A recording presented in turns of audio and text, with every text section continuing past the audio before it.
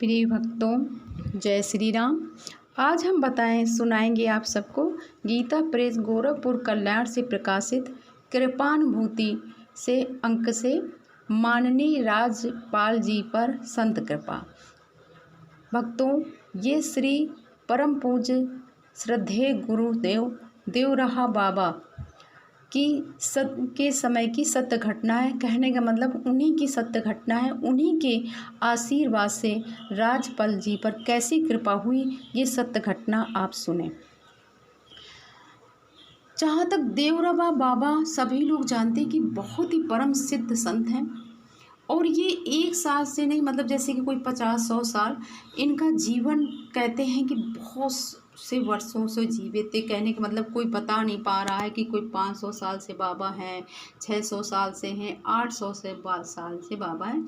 तो जिनके ऊपर गुजरा है तो वो बता रहे हैं कि उनकी शरण में जा कर के बहुत से लोगों की कष्ट दूर हुए हैं।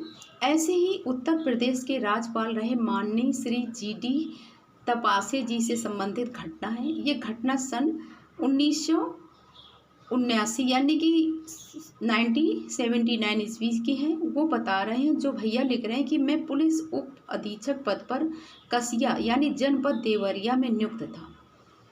माननीय गणपति राव देवाजी तपासे उत्तर प्रदेश के राज्यपाल थे उस समय।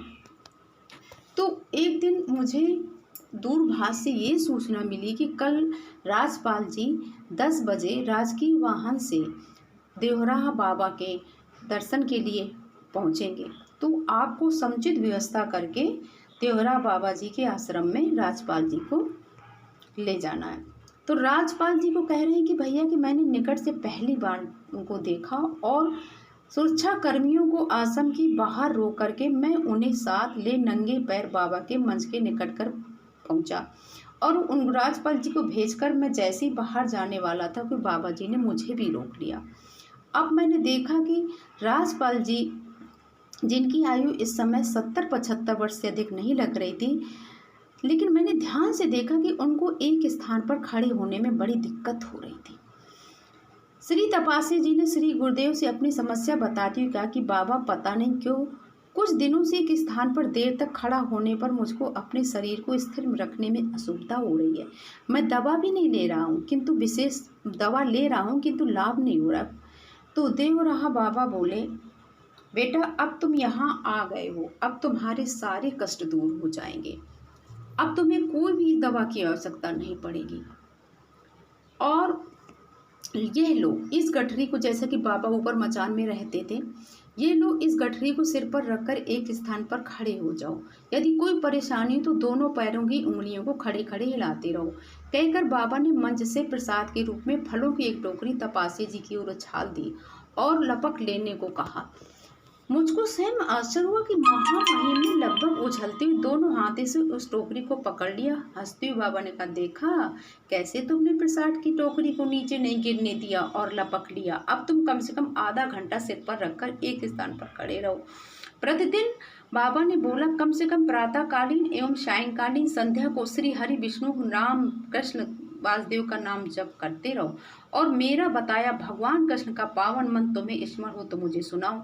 मुझे पुनः सुखद आश्चर्य हुआ जब तपासी जी ने श्रद्धापूर्ण विश्वास से कहा, ओम नमो भगवते वासुदेवाय कृष्णाय वासुदेवाय हरे परमात्मने प्रणकृत क्लेश नाशाय तुम गोविंदाय नमो नमः पाठ सुना दिया।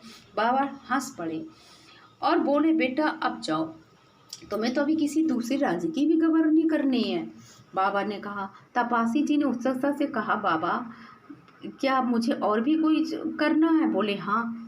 लगभग 1 घंटे के बाद बाबा के पास रहने के बाद प्रसन्न मन से तपासी जी वापस लौटे, क्योंकि उनका पैर का दर्द बिल्कुल दूर हो चुका था और उनके पैर भी अब सीधे पड़ने लगे थे और बाद में वे हरियाणा के राज्यपाल हुए। कहने की आवश्यकता नहीं है कि उनका जो रोग बड़े बड़े डॉक्टर की टीम ठीक नहीं कर सकी, वे रोग बाबा के आश्रम में 1 घंटे खड़े मात्र रहने से ठीक हो गया। ऐसी थी बाबा की कृपा। वो भैया कह रहे हैं कि भक्तों, ये बिल्कुल सत्य घटना है, मेरी आंखों देखी घटना है और ऐसी घटना मैंने अपने आंखों से देवराहा बाबा के सामने देखी। ऐसे बोलो जय श्री कृष्णा देवरा बाबा की जय।